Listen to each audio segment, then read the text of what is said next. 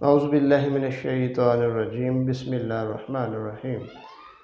آج کا ہمارا جو موضوع ہے وہ ہے معدہ اور قبض کے بارے میں۔ معدہ انسانی اعضاء میں سے ایک بہت ہی اہم عضو ہے۔ جو ہم غذا کھاتے ہیں وہ سب سے پہلے معدہ میں جاتی ہے۔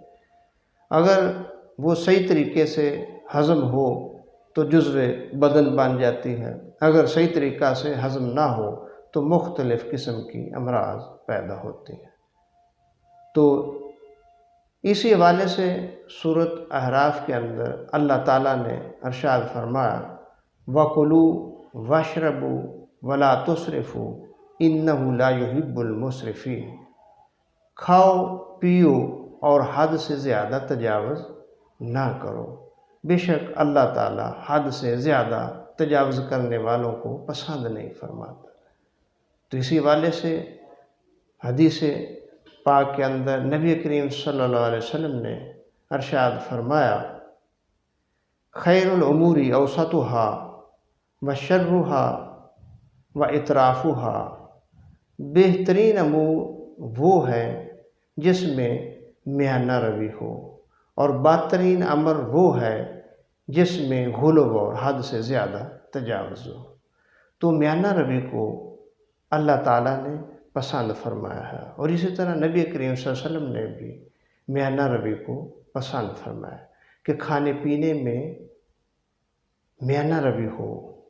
تو اسی حوالے سے ابن ماجہ اور ترمذی شریف کے اندر حدیث موجود ہے، نبی کریم صلی اللہ علیہ وسلم نے فرمایا، چاہیے کو پیٹ کے 3 حصے کر لے، ایک میں کھانا اور ایک کے لیے پانی اور ایک خالی ہو جس سے انسان سانس لے سکے۔ تو حضرت ابو ہریرہ رضی اللہ تعالیٰ عنہ نے ارشاد فرمایا، المعدۃ حوض البدن۔ معدہ تمام بدن کا حوض ہے، اور تمام عروق معدہ کی طرف وارد ہوتے ہیں۔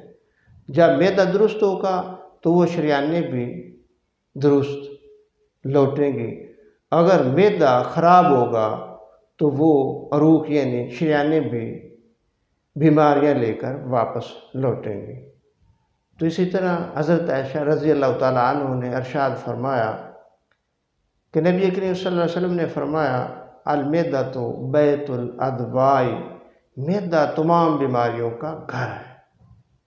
یعنی ان حدیث مبارکہ اور قرآنی آیت مبارکہ سے یہ چیز ثابت ہوئی کہ معدہ کا درست رکھنا ہر حال میں ضروری ہے، کیونکہ جتنی بھی امراض پیدا ہوتی ہیں، جتنی بھی علامات پیدا ہوتی ہیں وہ معدہ ہی سے ہوتی ہیں۔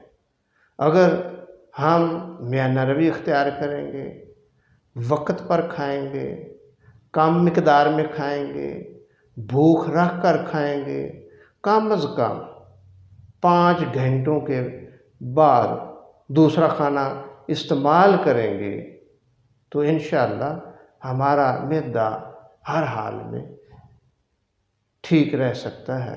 اگر ہم ایک کھانا کھایا اور گھنٹے بعد کوئی دوسری چیز کھا لیں، 2 گھنٹے بعد کوئی تیسری چیز کھا لیں، تو یہ کسی صورت میں بھی درست نہیں رہے گا، بلکہ اس سے بے شمار امراض جنم لیں گی۔ اگر ہم اپنے معدہ کو درست رکھنا چاہتے ہیں تو پھر نبی کریم صلی اللہ علیہ وسلم کے بتائے ہوئے اصولوں پر عمل کریں، اور قرآن کے بتائے ہوئے اصول پر عمل کریں، تو اسی میں ہی ہماری بہتری ہے اور بھلائی ہے، بلکہ اس میں جسمانی بیماریوں کا بھی علاج ہے اور روحانی بیماریوں کا بھی علاج ہے۔ تو اسی طرح قبض کے بارے میں، یہ قبض بھی معدہ کی خرابی سے ہوتی ہے۔ تو قبض کے بارے میں اکثر اطباء کرام نے فرمایا کہ یہ ام الامراض ہے، یہ تمام بیماریوں کی ماں ہے، کہ تمام بیماریاں قبض سے جنم لیتی ہیں۔ تو قبض کیا ہے؟ قبض اصل میں وقت پر اجابت کا نہ آنا، کم مقدار میں آنا یا 2-3 دن کے بعد آنا، یہ سب علامات قبض میں آتی ہیں۔ تو قبض پیدا ہونے کے کئی اسباب ہیں، جس طرح بادی اور ثقیل چیزوں کا زیادہ استعمال کرنا۔ بادی چیزوں میں آلو گوبھی، چاول، بھنڈی توری، بڑا گوشت، سگریٹ، یہ خشکی سے اصل میں قبض پیدا ہوتی ہے، تو سگریٹ بھی اصل میں قبض پیدا کرتے ہیں۔ سگریٹ، حقہ، چائے، مٹھائیاں، سوڈا واٹر بوتلیں، کیمیکلز، ہر قسم کی چٹپٹی غذائیں، یہ سب قبض کا سبب بنتی ہیں۔ تو جب قبض ہو جاتی ہے تو اس سے پھر مختلف قسم کی علامات پیدا ہوتی ہیں کہ وقت پر براز خارج نہیں ہوتا، لیٹرین میں بہت دیر تک بیٹھنا پڑتا ہے، اگر فضلہ خارج ہو بھی جائے تو کم مقدار میں ہوتا ہے، تو پھر اس سے کاربن ڈائی آکسائڈ گیس بنتی ہے جو مختلف قسم کی علامات پیدا کرتی ہے، جیسے سر درد، عضلاتی پٹھوں میں درد، پنڈلیوں میں درد، بواسیر، چکر آنا، دل کی دھڑکن کا بڑھ جانا، بے چینی، گھبراہٹ، بلڈ پریشر کا ہائی ہو جانا، یہ اس قسم کی بے شمار علامات پیدا ہو جاتی ہیں۔ تو اس کا اصل میں جو علاج ہے وہ غذا کے ذریعے کرنا چاہیے۔ تو قبض کا صحیح علاج اصل میں غذا کا درست ہونا ہے۔ تو غذا میں ہمیں جو چیزیں استعمال کرنی چاہیے وہ یہ ہیں: کدو، ٹینڈے، توری، شلجم، چنے کا شوربہ، دیسی مرغی کا گوشت، بکرے کا گوشت اور دیسی گھی میں پکا کر سالن استعمال کیا جائے تو معدہ اور بڑی آنت میں جو خشکی ہو جاتی ہے، جس کی وجہ سے فضلہ صحیح طریقے سے خارج نہیں ہوتا، تو اصل قبض کا سبب خشکی ہے، تیزابیت کا بڑھ جانا ہے۔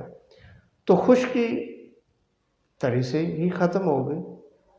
جیسا کہ ہم نے یہ سوچ رکھا ہے کہ اکثر مریض جب ہمارے پاس آتے ہیں تو ہم کہتے ہیں کہ سگریٹ چھوڑ دیں، یہ چائے چھوڑ دیں، حقہ چھوڑ دیں، یہ تو قبض پیدا کرتے ہیں، بلکہ وہ ہمیں سمجھانے کی کوشش کرتے ہیں کہ یہ تو کبھی حقہ تو کبھی توڑتا ہے، حالانکہ اس میں 1% بھی فائدہ نہیں ہے، بلکہ دھواں ہے، دھواں خشک ہوتا ہے، تو وہ کیسے وہ کبھی توڑ سکتا ہے؟ وقتی طور پر اس میں حرارت ضرور ہوتی ہے، حرارت کی وجہ سے وہ تھوڑا بہتا ہوا خارج ہو جانے سے محسوس ہوتا ہے کہ قبض ختم ہو گئی، اصل میں وہ قبض کرتا ہے، حقہ ہے، سگریٹ ہے، چائے ہے، سوڈا واٹر بوتلیں ہیں، کیمیکلز قسم کی چٹپٹی جتنی بھی غذائیں ہیں، اصل میں وہ قبض کرتی ہیں۔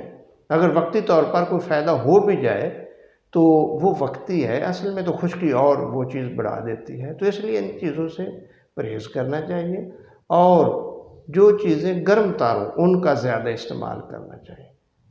تو یہ تو اصل میں غذائی علاج، اس سے اگر قبض کو ختم کریں گے تو یہ اصل میں حقیقی علاج ہوگا، فطری علاج ہوگا اور مکمل علاج ہوگا۔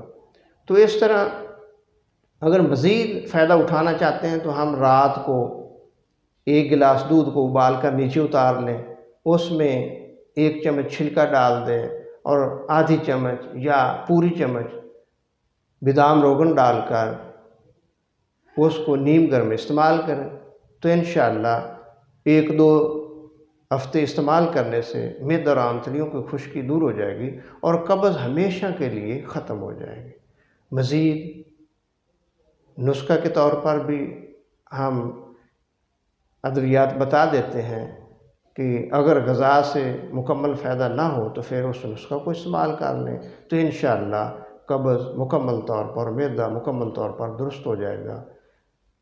20 ग्राम हरीर जर्द और 20 ग्राम सना मक्की और 20 ग्राम गुल सुरख और 100 ग्राम गुलकंद। बाकी अद्वियात का सफ़ूफ बनाएं और सफ़ूफ बनाकर गुलकंद में अच्छी तरह मिक्स कर लें। तो रात को 2 चम्मच नीम गर्म दूध के साथ इस्तेमाल करें। तो इंशाअल्लाह ये भी एक किस्म का ग़िज़ाई नुस्खा है और इससे भी मुकम्मल तौर पर कब्ज़ ख़त्म हो जाएगी। अगर पेट में हवा भर जाती है तो फिर इसके लिए एक सफ़ूफ तैयार कर लें। अजवाइन 20 ग्राम, नमक स्याह 10 ग्राम, सोडा बाइकार्ब 5 ग्राम, पुदीना खुश्क 20 ग्राम, नशादर ठिकरी 20 ग्राम, इसका सफ़ूफ बना लें और खाना खाने के बाद आधी चम्मच सुबह शाम इस्तेमाल करें। तो इंशाअल्लाह मैदा और कब्ज़ की तमाम अलामात ख़त्म हो जाएंगी। दुआ है अल्लाह पाक हमें इन चीज़ों को अपनाने की।